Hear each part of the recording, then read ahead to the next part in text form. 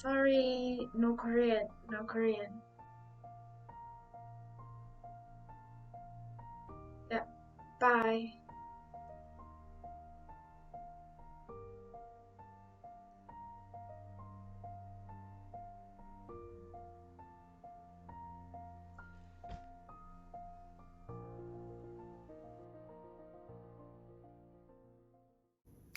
Hello, welcome back to my channel. Thank you once again for tuning in. It's really nice of you. It really means a lot to me. Thank you very much. So today we are going to talk about the time that I got quarantined in South Korea. So coming to South Korea, at least the time that I came, we were obligated to do a 14-day quarantine at a government facility, and it was free for South Africans at the time that I came. So I did that quarantine. That's not the one that I'm talking about here. This was about, I think, 4 months after I had been here. So June, July, August, September, October. Yeah, it was around October. Just a couple of days after I got my second vaccination. Um, yeah. So that's the quarantine that we're going to be talking about here, and it was pretty stressful. Well, it was stressful and it was also a blessing in disguise, and we'll talk about that a little bit later. So, at that point in time, I had been working for a while and I had seen the happy parts and the very, very sad, depressing parts of being a teacher. Well, I mean, at 4 months, relatively speaking.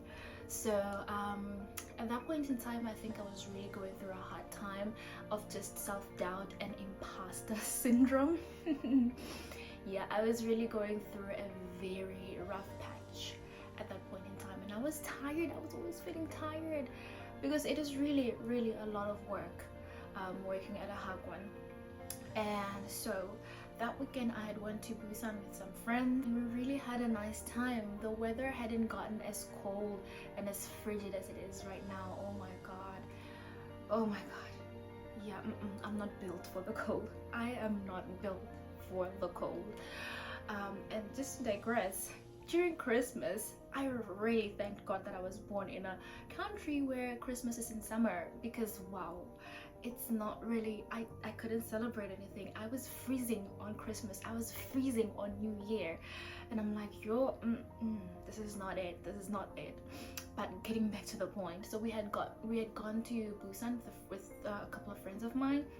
I had a nice time. I came back and I was just sitting right here on this couch. I was just listening to music and just enjoying the remainder of my time before the week starts, and it's another headache and it's a lot of work, and I was just enjoying that free time. And then I get a call from an unknown number.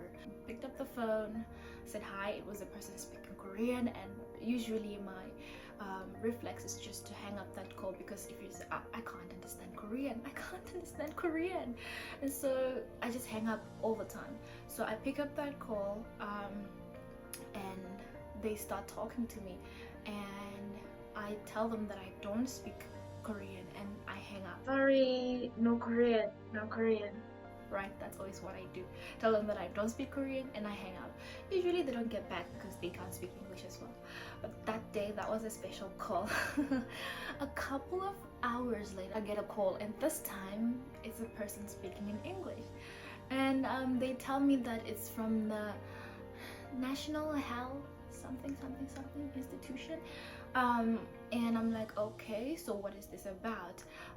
And they told me that I got a call earlier from the health department and they want to talk to me. So that was a translator. She was like an intermediator to help the Korean health official to communicate to me.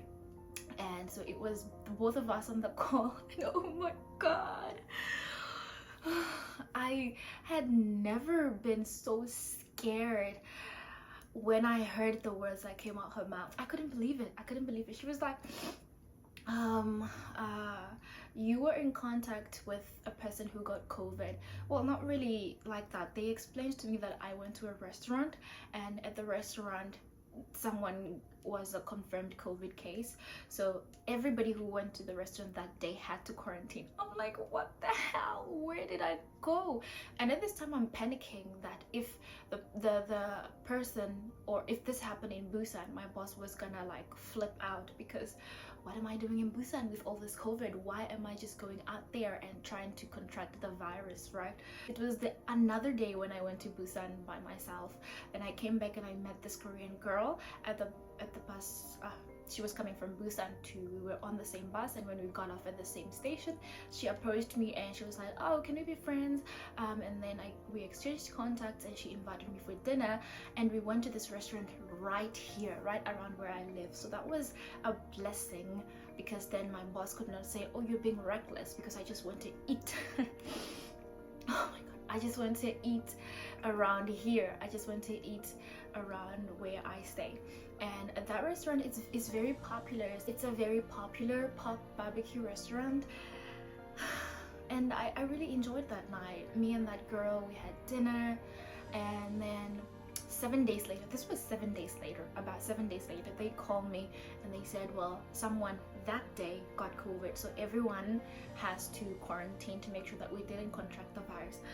At this point in time, I'm mind blown by how they were able to track all these things, but at the same time I am freaking out. I have to quarantine for 7 days. So it was 7 days later, so at that point in time the quarantine period was 14 days, but since it was 7 days later, I had to quarantine for 7 more days to make it 14 days. Guys, I was so stressed. I'm like, I'm going to work tomorrow, this cannot be possible. They told me that the quarantine was effective immediately, so they asked me to go and get a COVID test. At first I was like, well, I don't know where to go and do that, but then they told me that there's a hospital right next to me, and they gave me the location, and I just went there and I got the COVID test. And I was told not to use public transport, and if there was no like hospital close to me, they were going to send a taxi to come and take me to the place. But luckily it was just to walk away, and they told me not to go to any store, not to do anything. And so I went and got the COVID test, and I came back to my apartment. They told me to install the COVID the tracking app, and they assigned someone to me. They assigned someone who would like keep an eye on what I'm doing and my location and whether I'm leaving my apartment or not. After that call ended, my world was turned upside down.